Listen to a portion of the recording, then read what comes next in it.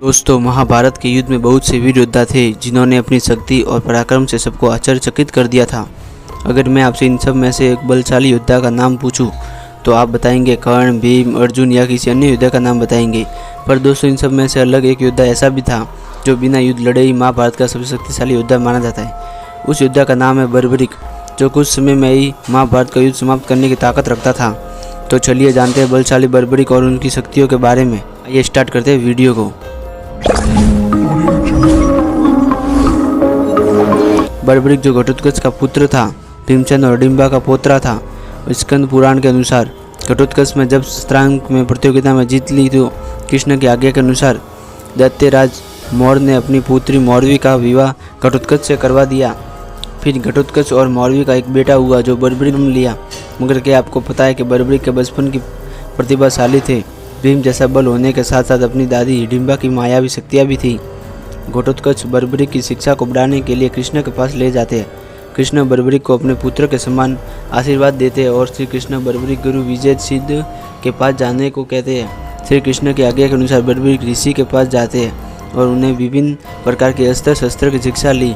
लेकिन फिर भी बर्बरीक के मन में एक प्रश्न बना हुआ रहता है कि जो गुरुदेव, मैं एक महान कुल के संपर्क रखता हूँ जिसमें कई महारथी है, इसलिए मैं ये सोचता हूँ कि ऐसा कौन सा गुण है जो मुझे सही रूप में उन्हीं का वंशज बनाता है। तो गुरु विजय बर्बरीक को माँ दुर्गा की तपस्या करने को कहते हैं। बर्बरीक लंबे समय तक माँ दुर्गा की कठिन तपस्या करता है।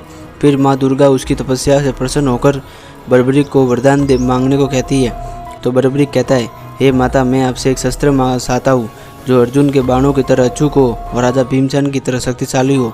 तो माँ बर्बरीक के 3 बाण देती है। उन बाणों की सहायता से बर्बरीक किसी भी युद्ध को क्षण भर में समाप्त कर सकता था।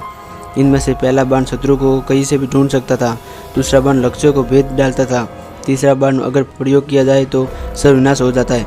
बर्बरीक इन बाणों को ग्रहण करने के बाद बर्बरीक माता मौरवी के पास जाता है और माता मौरवी को वचन मांगता है और कहती है कि बर्बरीक, तुम हमेशा कमजोर पक्ष की तरफ से ही युद्ध लड़ना है। बर्बरीक अपनी माँ की आज्ञा का पालन करते हुए उन्हें वचन देता है कि फिर बर्बरीक अपने घोड़े पर सवार होकर महाभारत का युद्ध लड़ने के लिए निकल पड़ता है। और बर्बरीक देखता है कि कौरवों की सेना में मुकाबले पांडवों की सेना बहुत कम है। बर्बरीक कहता है कि हे वासुदेव, मैं इस युद्ध में कुछ क्षण में समाप्त कर पांडवों की विजय बना देता हूँ। तो वासुदेव कृष्ण कहते हैं कि ये बर्बरीक का घटनाक्रम बताया। श्री कृष्ण ने कहता है कि वैसे तो दुर्योधन को इसके बारे में पता चल जाता है। फिर दुर्योधन उसे मारने को निकल पड़ता है, लेकिन कर्ण उसे रोक देता है। लेकिन फिर भी बर्बरीक द्वारा अपनी माता को दिए हुए वचन के कारण श्री कृष्ण चिंतित रहते हैं। एक दिन श्री कृष्ण बर्बरीक को मिलने आते हैं। पास में एक पीपल के पेड़ के सभी पत्तों को नष्ट करने के लिए कहते हैं। स्वयं पेड़ के एक पत्ते को श्री कृष्ण अपने पैर के नीचे रख लेते हैं। तो जैसे बर्बरीक अपने देवी माता द्वारा दिए गए बाणों में से एक पहला बाण पेड़ के सभी पत्तों को चिन्हित करता है, फिर दूसरा बाण सभी पत्तों को भेद डालता है।